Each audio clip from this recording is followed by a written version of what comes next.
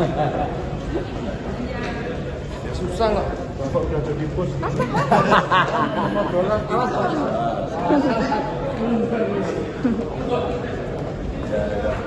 Ayo.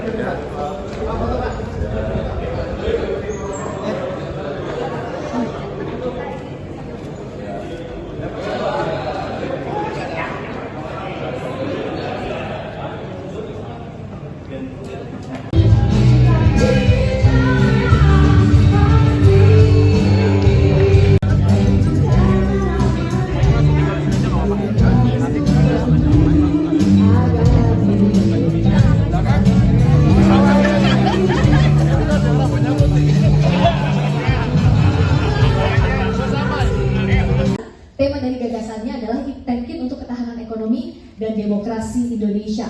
Dan nanti Bapak, selain pertanyaan dari para panelis, akan ada juga pertanyaan dari para audiens. Jadi silahkan untuk menyiapkan pertanyaan kepada bakal calon presiden 2024.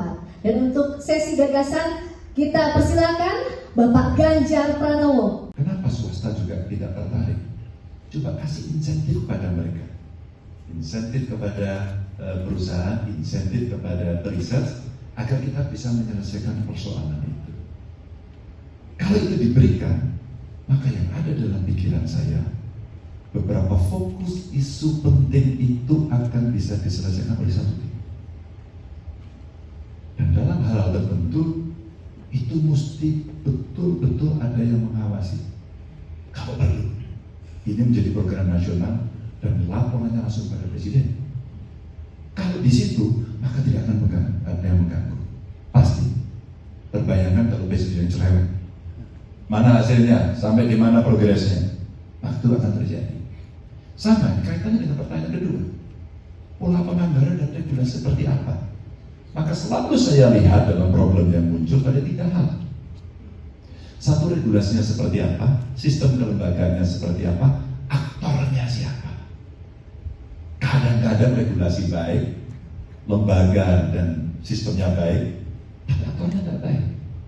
Dia tidak punya komitmen untuk melaksanakan itu. Di sektor apapun, macet.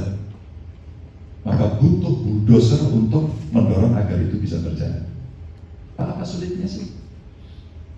Membuat sebuah aturan yang lebih adaptif pada perubahan yang ada. Sama, Pak. Kalaulah kemudian kita melihat cara penganggaran kita annual tahunan dan kemudian pelaporannya tahunan, pada pekerjaannya kadang-kadang multi years. Dan kadang-kadang dalam konteks riset itu kan ada yang sukses dan ada yang tidak. Tinggal kita meminta kepada para periset, tentu yang pasti punya pengalaman, punya kredibilitas yang tinggi, aturan yang bisa menyelamatkan mereka, memberikan ruang yang cukup bebas untuk mereka berinovasi seperti apa. Akhirnya, nanti kan soal pertanggungjawabannya kan bisa kita rumuskan secara regulatif. BPK pun kalau itu menggunakan uang negara, dia akan punya metode audit khusus untuk riset atau hasil riset tertentu, apalagi kalau itu masuk dalam proyek strategis nasional. Maka tidak ada yang sulit. Anggaran yang selama ini tidak cukup, kan kita mesti mencari sumber-sumber yang lain agar bisa kreatif. Tax deduction umpama. Kalau perusahaan kemudian kita tugaskan, Pertamina, Anda saya tugaskan untuk melead as leader transisi energi. Ambil para periset. Perusahaan swasta dilibatkan, maka menjadi satu tim, dikasih ke pres. Akan selesai berapa lama? Dan bagaimana kemudian ini dilaksanakan? Mesti doable. Kalau ini tidak bisa dilaksanakan, tidak akan mungkin.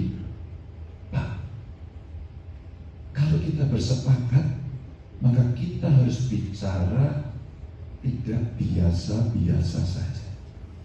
Bagaimana perubahan yang luar biasa ini direspon dengan hanya biasa-biasa saja, dan kita ketakutan pada regulasi yang tidak terlalu adaptif dan tidak terlalu lincah menghadapi perubahan ini.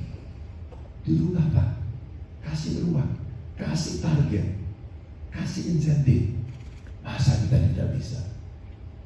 Jadi ketika kita ketemu salah satu periset yang menemukan satu vaksin.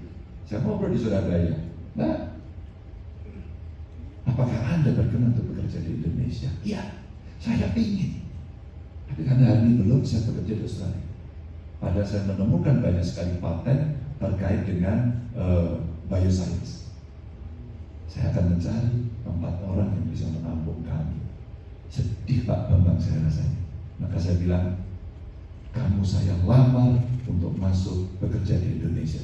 Langsung dia seperti, wow, Pak, anak-anak itu banyak. Dan saya yakin dari PPI lebih banyak lagi yang kita miliki. Begitu Pak Bambang. Terima kasih.